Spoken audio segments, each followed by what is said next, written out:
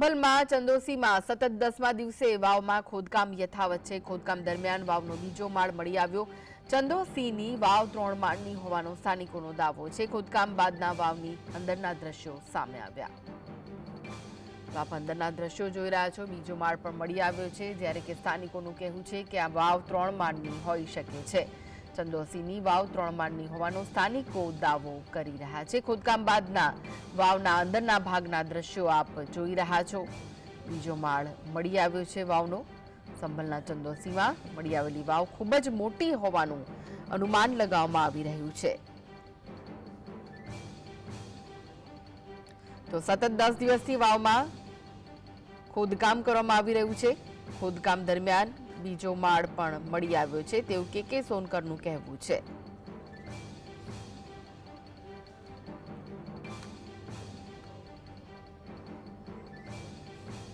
आज सिलसिला 10वां दिन तक चला और अभी भी जारी रहेगा। थोड़ा सा टाइम इसलिए लग रहा है कि ऊपर तो हम मिट्टी उठा लिए, अब नीचे जो है पक्का स्ट्रक्चर है, उन्हें अगर हम मशीन, ट्रैक्टर, जेसीबी कुछ भी लगाते हैं तो वो डैमेज, क्षतिग्रस्त हो सकते हैं। और अभी आज जैसा कि खुदाई में आज दूसरा तल का भी पता चला और यहाँ के लोग बाग बता रहे हैं कि इसमें तीसरा तल भी है।